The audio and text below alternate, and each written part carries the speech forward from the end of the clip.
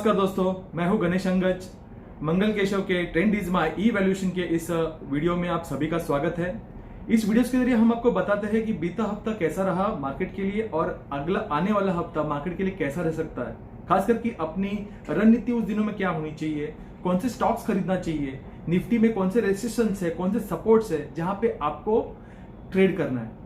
पहले शुरू करते हैं कि पिछले हफ्ते के इंडेक्स कॉल के फीडबैक से।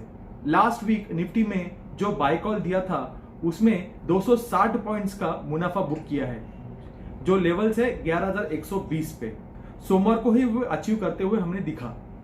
जिन्होंने लास्ट रविवार को वीडियो देख के जिन्होंने फ्रेश खरीदारी की थी उनको मिला है 165 पॉइंट्स निफ्टी में। देखते हैं लास्ट वीक का विश्लेषण। दुनिया भर के बाजारों में दबाव था और उसके बावजूद भारतीय बाजारों ने बेहद अहम लेवल पे सपोर्ट लिया। निफ्टी 11,200 के करीब बंद हुआ। ये अपने आप में एक अच्छी ताकत दिखाता है। क्लोजिंग के हिसाब से निफ्टी में कहीं कोई कमजोरी नहीं थी, क्योंकि रिलायंस में बड़ी मजबूती के साथ 2150 के पास बंद हुआ और अकेले रिलायंस के दम पर निफ्टी में मजबूती दिखी।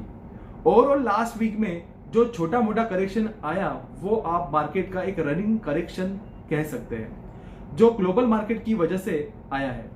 हल्की कमजोरी की बाजारों के लिए जरूरी भी है, क्योंकि last week put call ratio जो है वो बहुत ज्यादा था। मतलब शुक्रवार को लगभग वो 1.85 तक गया था। ओवरबॉट थे बाजार, थोड़े हल्के होने जरूरी थे और वो हो भी गए। देखते हैं कि अगले हफ्ते के अहम ट्रिगर क्या होंगे बाजार के लिए। 27 जुलाई सोमवार को टेक महिंद्रा, भारतीय इंफ्रा, कोटक महिंद्रा बैंक अपने नतीजे घोषित करेंगे। उसके अलावा यस बैंक भी फोकस में रहेगा, क्योंकि 12 रुपए के भाव पर जो एफपीओ में जो शेयर्स अलॉट हुए हैं वो लिस्टिंग होते हुए नजर आएंगे। माइंडस्पेस बिजनेस पार्क रीट का आईपीओ 27 जुलाई से 29 जुलाई तक खुला रहेगा। मंगलवार 28 तारीख को अल्ट्राटेक सीमेंट, नेस्ले इंडिया के नतीजे आएंगे। 29 तारीख को बुधवार मारुति, डॉक्टर रेड्डी, भारती एयरटेल के दिग्गज कंपनियों के जो नतीजे आने वाले दिनों में दिखेंगे। कोलगेट के एजीएम भी 29 तारीख को है। दूसरी तरफ इंडियन एयरफोर्स में 5 राफेल विमान शामिल होने जा रहे हैं।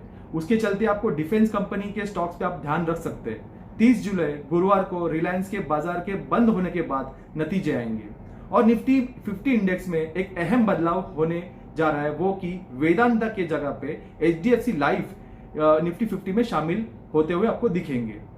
सुप्रीम कोर्ट में BS4 इन्वेंटरीज के मामले पर सुनवाई देते हुए नजर आएंगे। तो ये है हफ्ते भर के एक अहम ट्रिगर जो आपको फोकस करना है।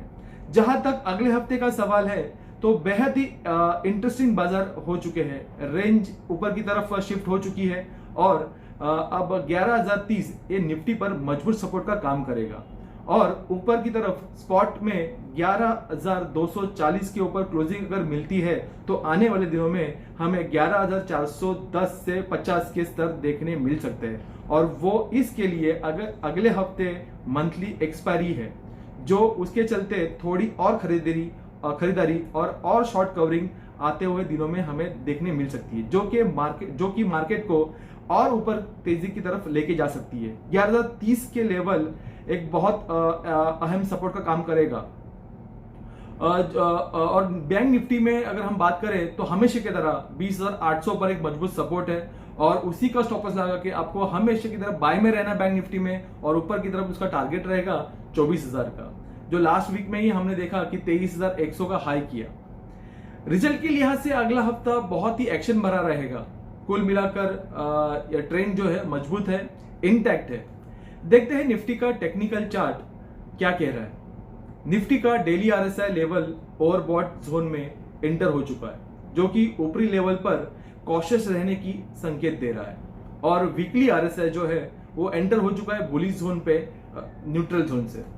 तो उसके चलते टेक्निकल लेवल्स पे जिनको फ्रेश खरीदारी करनी है निफ्टी में, वो स्पॉट लेवल पे 11,220 के ऊपर क्लोजिंग बेसिस बाय करना है निफ्टी, और उसका स्टॉप लॉस लगाना है आपको 11,080 का, और ऊपर की तरफ टारगेट रहेगा 11,405 का। नीचे में शॉर्ट करना है 10,930 के नीचे क्लोजिंग बेसिस, और उसका टारगेट रहेगा 10,810 का, और उसका स्टॉप लॉस रहेगा 11,050 का। अब बढ़ते हैं वीकली स्टॉक सेगमेंट पर। लास्ट वीक हमने 2 बाय रिकमेंडेशन दिए थे, एक था कैडिला और जो अभी तक पोजीशन ओपन है, और दूसरा था डिशमैन कार्बो DCAL। इसका टारगेट अचीव हो चुका है। 177 पे बाय दिया था और 190 का टारगेट दिया था, जो कि सोमवार को ही 188.90 का हाई दिखा। वो होता है 5% return on investment. Next week के लिए आपको बाय करना है मोतीलाल ओसवाल बाय करना है 710 और 720 के आसपास। उसका टारगेट रहेगा 780 का और स्टॉप लॉस रहेगा 665। हालांकि ये कॉल हमने हमारे मंगल केशव के न्यूज वायर पे लास्ट वीक ही हमने फ्लैश किया हुआ है, फ्राइडे के दिन।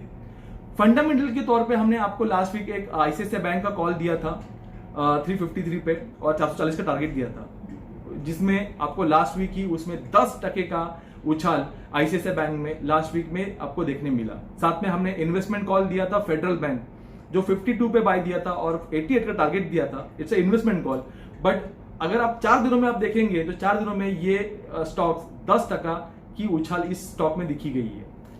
ऐसे ही बने रहे इस तरह के इंटरेस्टिंग इन्वेस्टमेंट कॉल्स के लिए हमारे साथ, और आशा करता हूं कि ये पूरी जो इंफॉर्मेशन है ये आप सभी के लिए हमेशा की तरह एक फायदेमंद साबित हो। और मिलते हैं अगले रविवार। नमस्कार, धन्यवाद।